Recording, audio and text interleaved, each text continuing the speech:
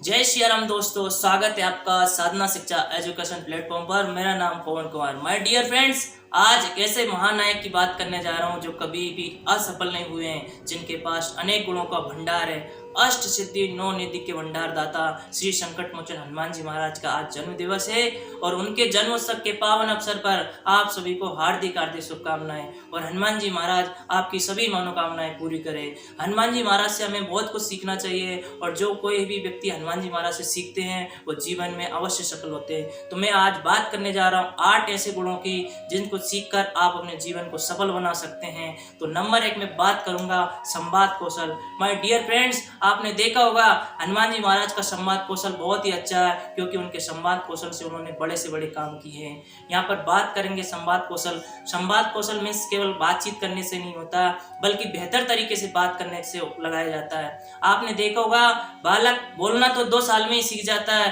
परंतु कब कहाँ क्या कैसे बोलना है वो पूरे जीवन नहीं सीख पाता है। और जो लोग सीख जाते हैं वो स्पीकर बन जाते हैं, मोटिवेशनल स्पीकर बन जाते हैं, अनेक लोगों को शिक्षाएं देते हैं और अपने जीवन को बेहतर सिखाते हैं और लोगों को भी शिक्षा देते हैं। तो जी हाँ, बात करेंगे संवाद कौशल। हनुमान जी महाराज का यहाँ पर उदाहरण लेंगे तो देखिए हनुमान जी महाराज का संवाद कौशल कितना अच्छा है। जब सुग्रीव बाली से पूरी तरह पराजित था और पर्वतों पर रहता था, तो उस समय 2 राम जी और लक्ष्मण जी मनुष्य रूप में उनको दिखाई दिए। तो उन्होंने देखा कि ये कौन है। सुग्रीव ने उन्होंने भेजा तो श्री हनुमान जी महाराज ब्राह्मण का रूप रख के उनके सामने प्रस्तुत हुए।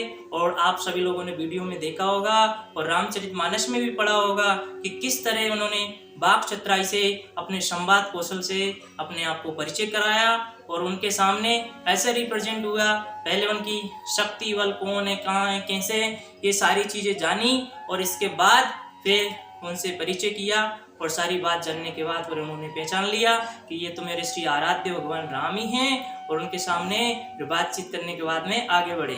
संवाद कौशल में श्री हनुमान जी महाराज का दूसरा अगर उदाहरण लें तो जब हनुमान जी महाराज लंका में गए और विभीषण को राम राम बोलते हुए देखा तो उन्होंने पहचान लिया कि ये कोई राम भक्त है और उनसे मुलाकात की और अपना परिचय बड़े ही साधारण शब्दों में दिया। इसके बाद वो माता जानकी से मिले और माता जानकी से भी अपना परिचय इस तरह दिया ताकि एक ही बार में उन्होंने पहचान लिया। नहीं, आप समझ सकते हैं माय डियर फ्रेंड्स कि जानकी जी हनुमान जी से पहले तो मिली नहीं थी। उन्होंने सोचा था माता जानकी ने कि कहीं ये कोई राक्षसों की साजिश तो नहीं है, लेकिन उन्होंने अपना परिचय बड़े ही सहज भाव से इस तरह दिया कि राम दूत मात्म जानकी सत्य शपथ करना निदान की, इससे बड़ा मेरा कोई परिचय नहीं है।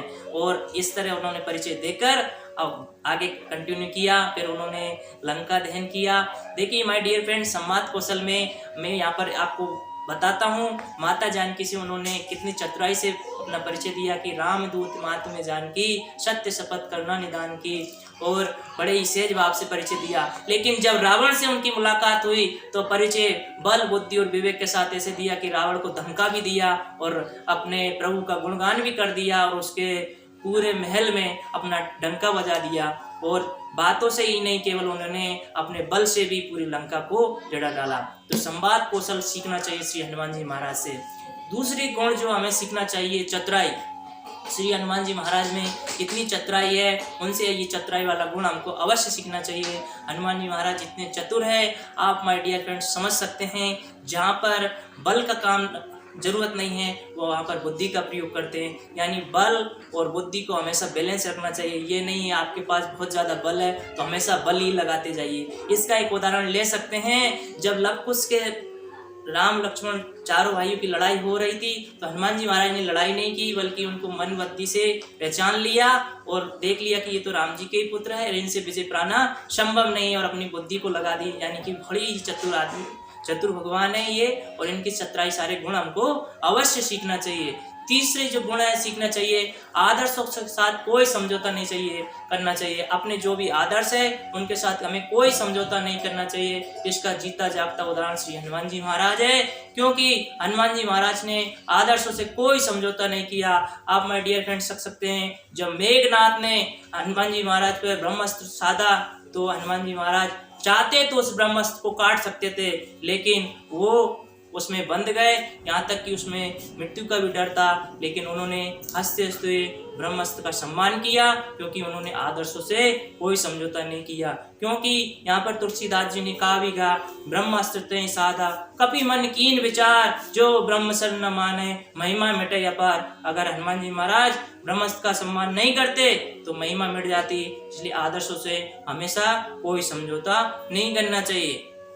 इसके बाद जो चौथा गुण है वो है बहुमुखी की भूमिका होना चाहिए, हमें बहुमुखी होना चाहिए। देखिए हनुमान जी महाराज जब समुद्र पार कर रहे थे तो सुरसा राक्षसी आई और सुरसा राक्षसी ने रोका कि मैं आपको खाऊंगी।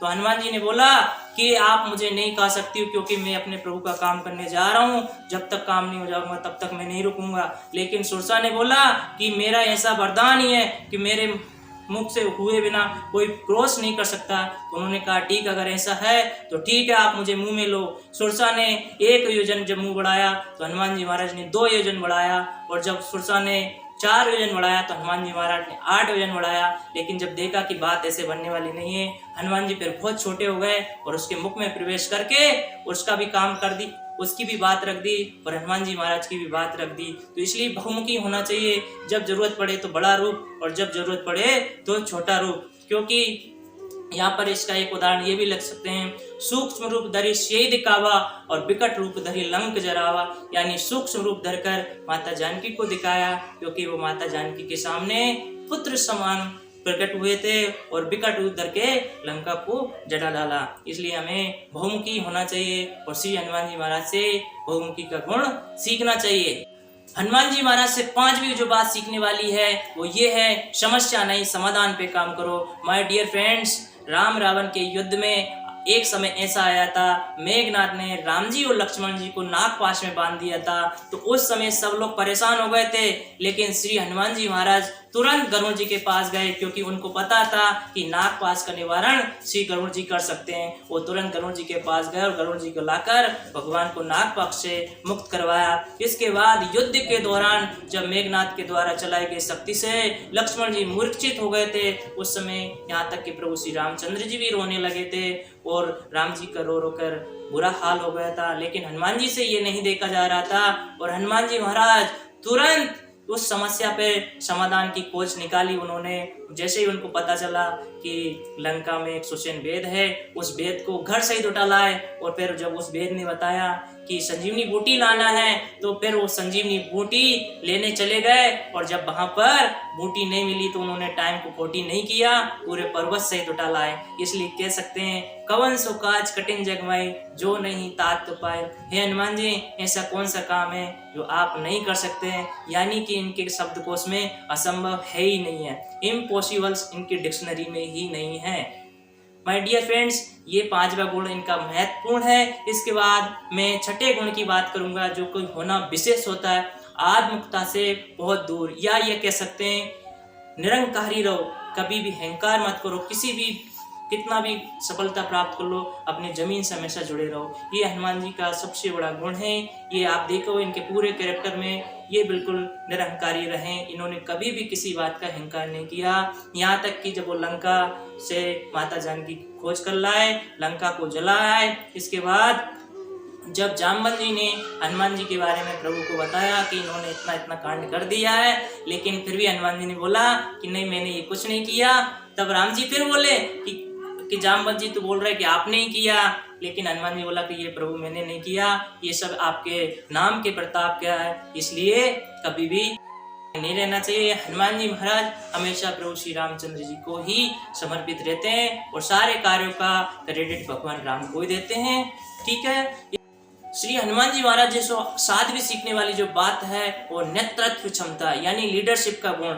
श्री हनुमान जी महाराज में लीडरशिप का गुण इतना अच्छा है, आप समझ सकते हैं युद्ध के दौरान कई बार उन्होंने इतने अच्छे से सेना का नेतृत्व किया जिससे कि बहुत जल्दी ही सफलता प्राप्त हुई। और श्री हनुमान जी महाराज से 8वां जो गुण सीखने वाला है वो समर्पण की भावना, यानी आप समझ सकते हैं my dear friends, Shri Hanuman ji Maharaj भक्ति में कितने समर्पण है, आप समझ सकते हैं वो इतने ज्यादा समर्पण में है भक्ति में, हर काम को श्री राम जी का नाम लेकर शुरू करते हैं और हर काम को यही बोलते हैं कि ये मैंने नहीं किया, बल्कि मेरे आराध्य श्री राम प्रभु ने किया है। और आप समझ सकते हैं कि इस दुनिया में जितने मंदिर भगवान राम के नहीं हैं, लक्ष्मण जी के नहीं हैं, माता जानकी के नहीं हैं, उतने मंदिर श्री हनुमान जी महाराज के हैं। और ये सारा क्रेडिट समर्पण की भावना पे ही जाता है, क्योंकि वो हर काम को इतने समर्पण की भावना से करते हैं जिससे आज उनका डंका बज रहा है। और वो नायक नहीं, महानायक है, भक्त नहीं है, बल्कि भक्त शिरोमणि है। और वो हर संकटों को लिखते हैं,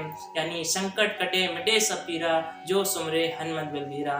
आप सभी लोगों के भी जो कुछ भी संकट हो, जो कोई भी मनोकामना हो, वो श्री हनुमान जी महाराज अवश्य पूरे करें। एक बार पुनः हनुमान जन्मोत्सव की हार्दिक हार्दिक शुभकामनाएं। अगर वीडियो को पूरा देख ही लिया तो अपने दोस्तों को जरूर शेयर करें। जय श्री राम।